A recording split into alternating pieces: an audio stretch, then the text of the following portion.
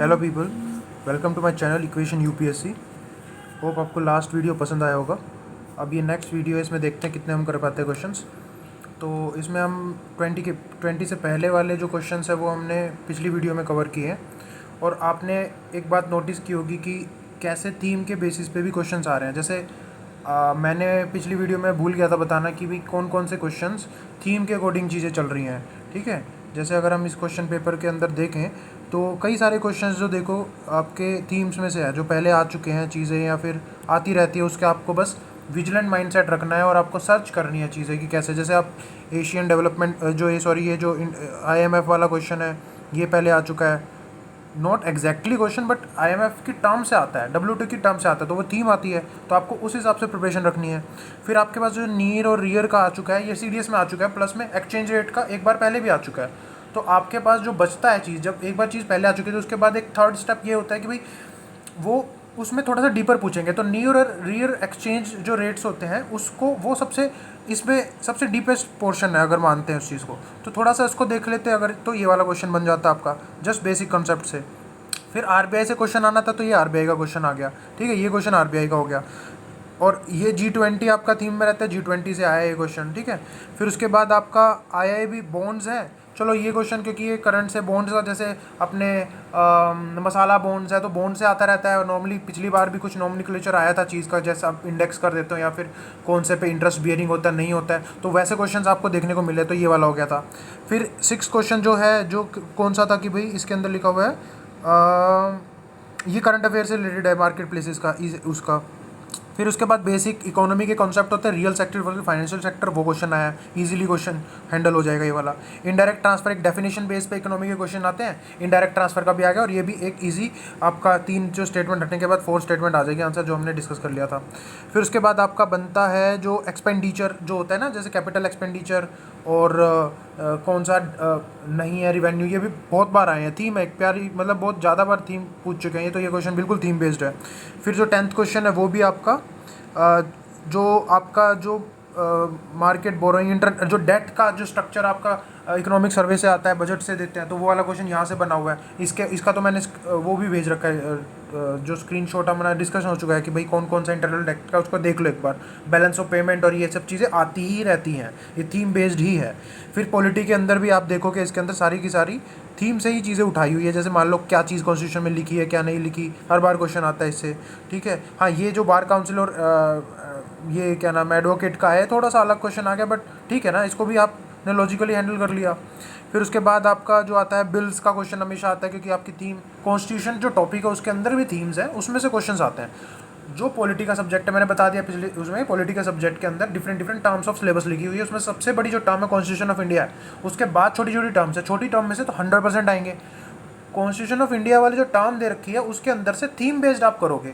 उसमें पार्लियामेंट है, parliamentary committee है, सुप्रीम कोर्ट हाई कोर्ट को एक साथ पढ़ोगे, फिर प्रेसिडेंट गवर्नर को एक साथ पढ़ोगे, फंडामेंटल राइट वगैरह का तो अलग ही हो गया, पंचायती राज का अलग से टॉपिक हो गया, वो थीम में आई हुई है इस चीज़ का। ठीक है, अब मिनिस्टर्स वगैरह के ये वाला जो 15% का है, ऐसा ऐसा क्वेश्चन 2017-18 में भी क्वेश्चन पूछा कि इतना मतलब 55 जो है या 75 समथिंग उसमें फिगर था, तो वो इतना कॉलेजियम होता है या जो भी मिनिमम नंबर ऑफ रिक्वायरमेंट है या जो है, तो उसमें काउंसिल ऑफ मिनिस्टर का भी आप पढ़ते ही हो, तो ये भी पार्लियामेंट उससे कॉन्स्टिट्यूशन से है, थीम से। फिर आपका लोकसभा आती रहती है, हमेशा आती है। स्पेशल पावर ऑफ राज्यसभा 2-3 बार पूछ चुके पास्ट में, अभी लोकसभा का पूछ लिया, तो ये आ गया क्वेश्चन थीम बेस्ड। फिर उसके बाद आपका है 16 क्वेश्चन जो है वो भी एंटी डिफेक्शन लॉ पहले भी आ चुका है। ठीक है, उसके बाद अटॉर्नी जनरल, अब कॉन्स्टिट्यूशनल बॉडी से क्वेश्चन आता ही आता है, कभी इलेक्शन कमीशन, कभी कुछ कभी कुछ, मैं पिछली वीडियो में बता चुका हूँ, इस बार अटॉर्नी जनरल आ गया है, इजी क्वेश्चन। फिर उसके बाद मैंडेमस है, ये रिट आपकी पहले भी आ चुकी है, प्रायर टू 2010 भी रिट्स आ चुकी है डायरेक्टली, और ये बहुत इजी क्वेश्चन में अगर आप थीम के बेसिस करते हो तो ईजी होता है। मैं नहीं बोल रहा हर एक के लिए होता है, गलतियाँ सब करके आएंगी, मैं बस ये बताऊँ आपकी प्रिपरेशन में थीम कितनी इंपॉर्टेंट है। ऐसा कोई आउट ऑफ द सडन अभी तक तो 20 में से मैंने कोई क्वेश्चन अभी तक देखा नहीं है ना हमने किया है। इसको भी आयुष्मान भारत क्योंकि पॉलिसी लिखी, अब ये नहीं यही हो सकता था कि बहुत सारी पॉलिसीज़ वो आप पढ़ो ना पढ़ो, बट इसको भी एक हैंडल लॉजिकल से कर सकते हो जब आप मोस्ट को एलिमिनेट कर दोगे चीज़ को। फिर 20वां क्वेश्चन भी हो गया। अब अगला क्वेश्चन पढ़ते हैं, मैं अब इसमें साथ साथ देख लूँगा, बता दूंगा कि क्या थीम आती है। अब जो ये मीथेन किससे, ये जो क्वेश्चन है ये भी सिंगल स्टेटमेंट क्वेश्चन है। Among the following crops which one of the following is the most important anthropogenic source of both methane and nitrous oxide. Nitrous oxide क्या होती है, जो नाइट्रस ऑक्साइड होती है वो क्या होती है, N2O होती है, ठीक है। Nitrous oxide, nitric oxide, oxide of nitrogen, एक लोगों को बहुत सारी कंफ्यूजन होती है, ये वाली चीज़ में तो सारी ऑक्साइड ऑफ नाइट्रोजन आ गई, और ये जो है इसी का पार्ट है, बट हम मतलब अगर हम नॉक्स बोलते हैं तो ये भी हो सकता है, और ये इसी का पार्ट है, ठीक है। और इसमें अगला ही क्वेश्चन आएगा जिसमें मेरे पास आए हैं लोगों के इनपुट्स कि भाई ऐसे कैसे हो गया कि NOx नाइट्रोजन ऑक्साइड लिख दिया लेकिन उसमें से ये नहीं हो सकता वो नहीं हो सकता। उसको कन्फ्यूजन को हम उस क्वेश्चन के अंदर डील करेंगे जो अपना जो शायद वो स्मोक वाला क्वेश्चन है, समथिंग लाइक दैट, उसमें क्वेश्चन को डील करेंगे कि क्या एक्चुअली में क्या डिफरेंस है, किस चीज़ पे कन्फ्यूजन हो रही है लोगों को, ठीक है। इस वाले क्वेश्चन में ये सिंपल क्वेश्चन है, उसमें कुछ नहीं है। इसमें क्या है कि among the following which among the following,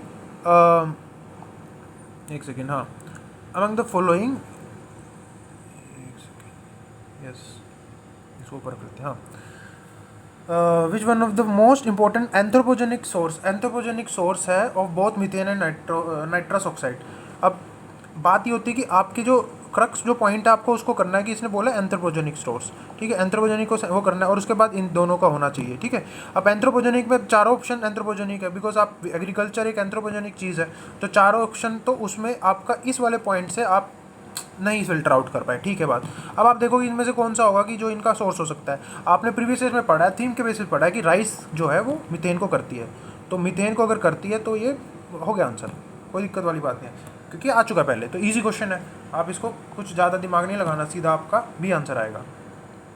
because methane जो है, अब आपको अगर पेरिफेरल नॉलेज देनी है तो मीथेन क्या होता है, मीथेन अगर किसी भी ऑर्गेनिक कंपाउंड को अगर आप दबा देते हो, पानी के नीचे दबा देते हो, किसी भी चीज़ को दबा देते हो, बहुत सालों तक दबाओगे तो भी मीथेन बनती है। एंड प्रोडक्ट में कोल की तरफ से भी मीथेन बनती है, जो कोल है उसकी तरफ से भी मीथेन बनती है, पेट्रोलियम की तरफ से भी मीथेन बनती है। Methane is the most simplified form of carbohydrogen के कंपाउंड जो होता है, हाइड्रोकार्बन्स। हाइड्रोजन जो है उसको आप हाइड्रोकार्बन नहीं बोलते, सबसे सिंपल कंपाउंड जो हाइड्रोकार्बन है CH4 है, और ये and product of anaerobic respiration बनता है। अगर आप बहुत सारे प्रेशर में करते हो किसी प्लांट बेस को, अगर प्रेशर के अंदर कर दिया तो वो कोल में कन्वर्ट होता है, डायमंड में कन्वर्ट होता है, लेकिन अल्टीमेटली वो जब चीज़, क्योंकि उसके अंदर आपकी ऑक्सीजन की कमी के अंदर वो डीजनरेट होता रहता है, तो उसमें एंड प्रोडक्ट आपको, जैसे मान लो अगर कोल मिलता है ना, कोल, तो कोल के वहाँ पे भी ऊपर की तरफ जो गैस मिलती है उसको हम नेचुरल गैस बोलते हैं, और वो CH4 ही होती है। और जब पेट्रोलियम मिलता है उसके अंदर, पेट्रोलियम किससे मिलता है, जब प्लांट्स बेस्ड चीज़ अगर दब जाए चीज़ों में प्रेशर के साथ, उससे पेट्रोलियम क्रूड ऑयल बनता है, लेकिन वहाँ पे भी जो गैस मिलती है वो भी CH4 होगा, बिकॉज ये एंड प्रोडक्ट ऑफ वो है। अगर पेट्रोलियम को और बिलियन ट्रिलियन ईयर छोड़ दे वैसे, तो बाद में CH4 ही सारा बच जाएगी वहाँ पे, ऐसे ही कोल में भी CH4 बच जाएंगी, क्योंकि एंड यही चीज़ चलेगी, ठीक है। तो ये जनरल मैंने आपको बताया कि ये बेसिक चीज़ है इसमें। तो आपने ये इसके जो अब इसमें अंदर क्या है कि इसमें से जो चार ऑप्शन है, इसमें से जो पैडी फील्ड्स होती हैं उसमें क्या है कि आपका जो ऑर्गेनिक कंपाउंड है, ऑर्गेनिक जो मैटर है वो पानी के नीचे दबा रहता है काफ़ी टाइम के लिए, तो इसलिए क्या होता है कि आपके मीथेन जो है वो प्रोड्यूस हो जाती है बैक्टीरियाज या एनारोबिक बैक्टीरिया से, और वो उसके अंदर ट्रैप्ड रहती है, फिर जब वो पानी सूखता है तो बाहर की तरफ रिलीज़ होती है। अब मीथेन जो है CH4 है। अब क्योंकि ये जो ये क्या नाम है, नाइट्रस ऑक्साइड है, क्योंकि हवा के अंदर नाइट्रोजन भी, और अंदर नाइट्रोजन फिक्सिंग बैक्टीरिया के कारण या फिर किसी और चीज़ के कारण जो नाइट्रोजन साइकिल है वो चलता रहता है, और उससे नाइट्रस ऑक्साइड भी बनती है। फिर उसके बाद आता है अपना, और ये भी थीम बेस्ड था, 22 सिस्टम ऑफ राइस इंटेंसिफिकेशन। देखो हर बार एक थीमेटिक जो UPSC पूछ रही है ना, वो पूछ रही है एग्रीकल्चर के कुछ रिवोल्यूशनरी चीज़ें। पिछली बार पर्माकल्चर आया था, उससे पिछली बार शुगर केन का कुछ रिवोल्यूशनरी कोई चीज़ आई थी जिसके अंदर आपने वो किया था कि बडिंग वगैरह कंसेप्ट का था।